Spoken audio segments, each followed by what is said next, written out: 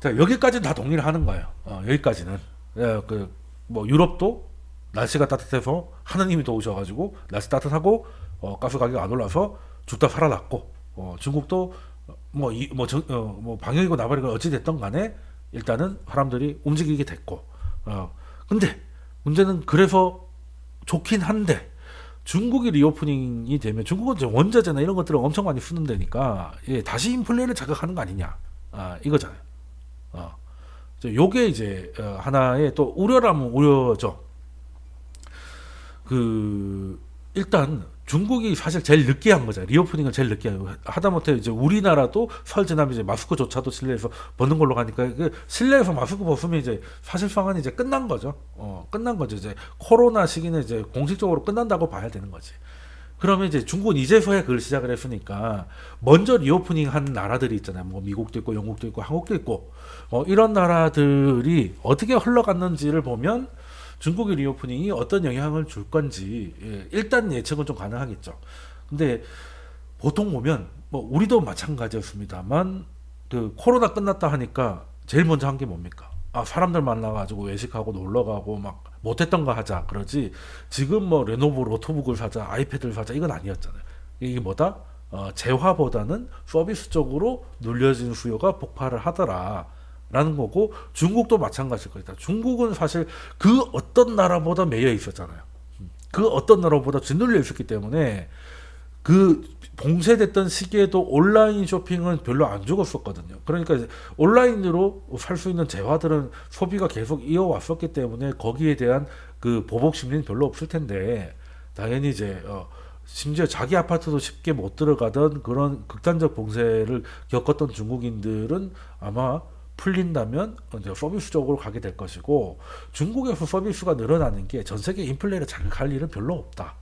라는 거죠. 중국 내에서 물가가 조금 오를지 모르겠으나, 그게 뭐 지금 연준을 다시 자극한다든지 뭐 그런 건 또 아닐 것이고, 또 게다가 중국이 봉쇄를 하고 할 때도 생산은 상당 부분 돌아갔어요. 이번에 유가도 왜 중국이 리오프닝 하면 유가가 다시 많이 오를 거라고 했는데 생각보다 별로 안 올랐습니다. 어제 뭐 잠깐만 80을 좀 넘긴 했습니다만 생각보다 오르지 않았어. 왜겠습니까? 왜? 중국은 그냥 봉쇄돼서 이동을 잘못한 거지 출근해서 생산은 웬만하면 했거든요. 그래서 주로 이제 산업에서 쓰는 수요는 그대로 있어 왔기 때문에 그냥 이동해서 추가 수요가 나온 게 기름값을 들어올릴 정도의 영향은 못 줬다는 거죠. 그러면 오히려 중국이 되면 오히려 중국의 역할은 생산 쪽이잖아요. 소비보다는.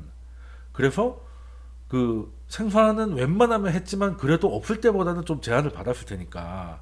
그죠?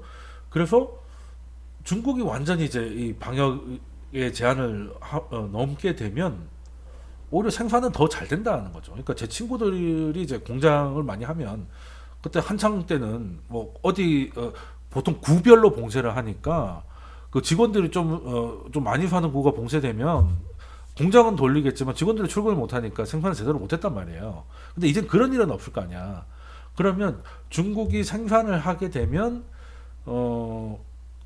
원자재는 조금 수요가 당연히 늘겠지만, 근데 그 생산 자체가 그렇게 눌려진 건 아니었기 때문에 그게 크게 원자재 시장을 다 들어올릴 만한 수요는 아닐 것이고, 그리고 그 수요가 늘어난 것도 중국은 주로 생산이 역할이기 때문에 그 생산이 다시 원활해지거나 생산이 늘어나는 게 상쇄가 되면 뭐 크게 중국의 리오프닝으로 인해서 전 세계 뭐 재화 인플레이션이 뭐 크게 늘 그건 아니고, 현재 또 중국은 이제 해외나 이런 데 나가는데 조금 제한을 받고 있기 때문에 해외로 나가는 중국인들이 서비스 수요를 끌어올리는 것도 일단은 속도 조절이 되고 있다.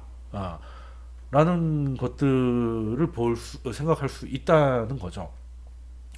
그리고 이제 또 미국하고 또 중국하고 결정적으로 차이가 뭐냐면, 미국은 이제 뭐 리오프닝이 한지는 뭐 예전에 했으니까 그게 문제가 아닌데, 근데 문제는 리오프닝을 했는데 이렇게 경제 활동을 안 하는 친구들이 많으니까 노동력 부족 때문에 임금이 상승이 계속되어 왔고 그게 물가를 자극해오고 그것 때문에 연준이 계속 그 신경을 쓰고 더 뭐 피벗할 수 없다 이런 걸 했는데 중국도 그렇겠느냐?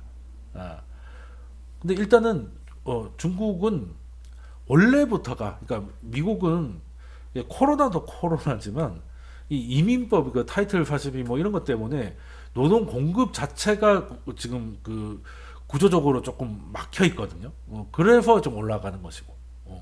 그리고 원래 있던 사람들은 코로나 이후로 옛날같이 일을 하지 않는데 일을 하겠다는 사람은 벽 때문에 넘어오지 못하니 노동시장이 타이트한 거고 중국은 원래 그런 게 없어요. 중국으로 넘어가고 그런 거 없잖아요. 원래 없었는데 근데 코로나 이런 것 때문에 청년 실업자들이라는 게 아니면 약간 좀 저숙련 노동자들이 실업 상대가 굉장히 커졌어요.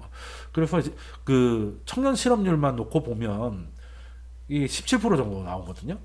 근데 17% 예전에 뭐 중국이 청년 실업이 높아지 문제가 된 건 하루 이틀이 아니지만 코로나 전에는 12%였습니다. 그럼 12%에서 17% 빠르게 2년 만에 증가를 한 거거든요. 그 말이 5% 늘어난 거지. 엄밀히 말하면 이제 청년 실업자들의 증가율만 놓고 보면 거의 뭐 40% 정도 되고 청년이 아니라 이제 뭐 중년이 됐던 이런 사람들도 다 이제 일자리 잃은 사람이 많아서 사실 복귀해야 될 사람들이 거긴 굉장히 많아요.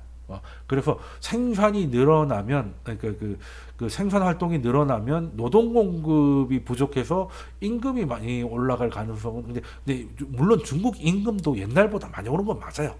최근 많이 오른 것도 맞습니다. 근데 미국과 같은 구조가 그런 식으로 갈 것 같지는 않다라는 거죠. 네.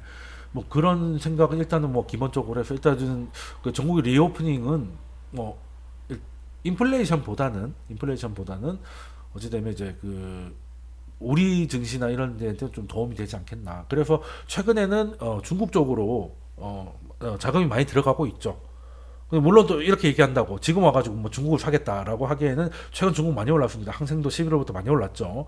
그리고 오늘 또 전인구 소장님께서 중국을 사고 있다고 영상을 올렸으니까 한동안은 좀 쉬어가면서 사시는 게 사신다 하더라도 좀 단기 과열을 좀 생각해야 될 정도로 이런 게 있었고 그 배경엔 이런 문제가 이런 이슈가 있었다라는 이제 설명을 좀 드리고요. 잠깐